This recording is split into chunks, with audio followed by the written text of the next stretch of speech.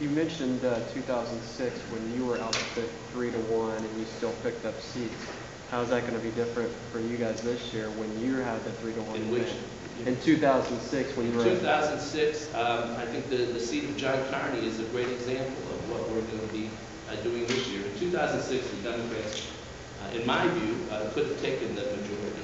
That was the year that Governor Strickland won by a significant margin over Ken Blackwell. That was the year that Tom Noe's scandals were raging, and the Democrats didn't take the majority, and the reason is because we were substantially outspent.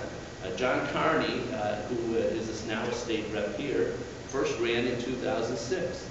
He was up by 5 or 6 points, is my recollection, going into the last 2 weeks of that election, and the Republicans poured in hundreds of thousands of dollars in the last 2 weeks into that race, and were able to turn that election and win that seat. That's what the power of being able to message can do, and will be in that position this year. When do you expect to be able to start going on the air strongly in support of all your candidates, or have you already done that? We'll be going on the air in different places at different times. It depends on the race. Speaker, in 2006, the early voting and absentee voting was much less than it is now. So many would argue that such a wave of ads in the last few days would not have nearly the impact in this year.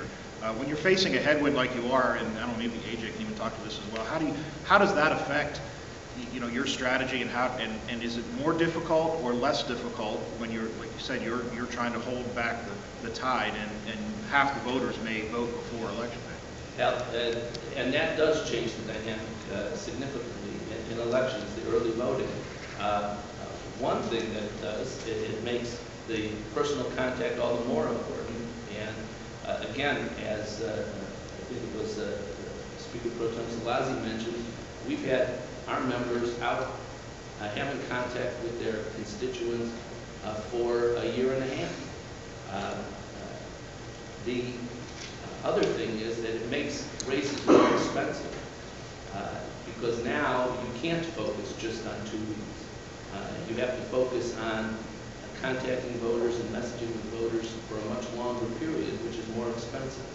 And that, again, is an advantage for the party that has more money.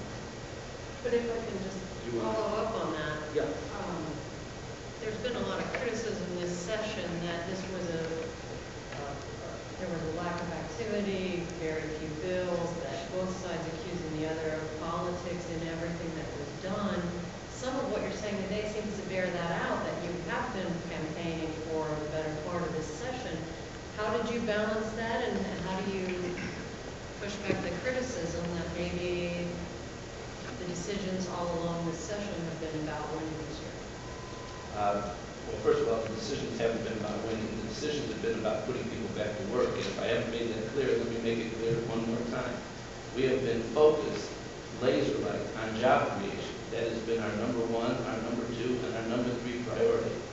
That is what we have worked on. That is what we have researched. That is what we have passed into law. And when we passed it into law, we did it with a Democratic House and a Republican Senate. So it was bipartisan, by definition. The fact that the House Republicans were generally not supportive did not mean that it wasn't bipartisan. If anything was passed, it had to be passed by a Democratic House and a Republican Senate. Part of the job of a state representative is to work with constituents. It's not simply sitting in Columbus and passing bills. That is part of the job.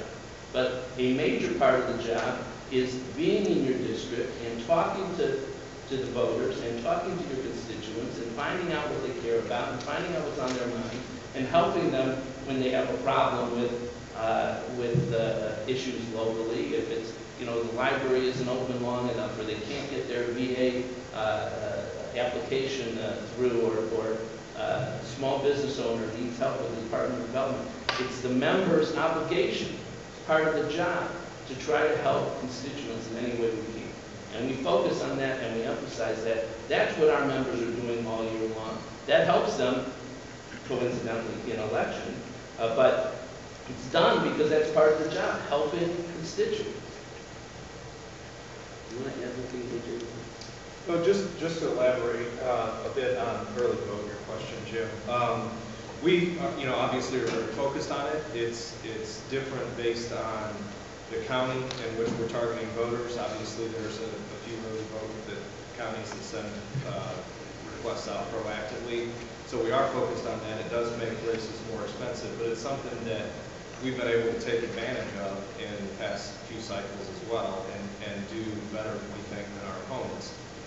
Again, going back to the remarks about the data-driven side of things, we are, paying very close attention to what we do around early vote, and making sure that we talk to voters before they cast that ballot, and use the data to know whether or not they're going to vote early or not.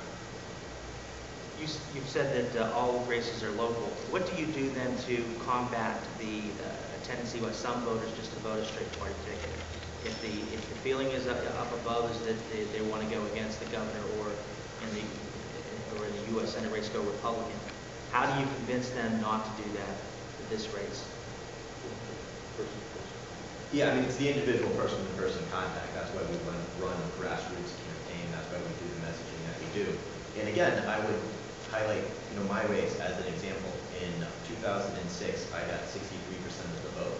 Top of the ticket got 53% of the vote. In 2008, I got 64% of the vote in my district. Barack Obama got 43% of the vote in my district. So that I overperformed the top of the ticket by over 20 percentage points. That's approximately a quarter to a third of all McCain voters who voted for me in their district. Like we've been saying, state legislative districts are about as large as you can get, where you can really individualize, personalize the candidate to that specific district and to the voters of the district.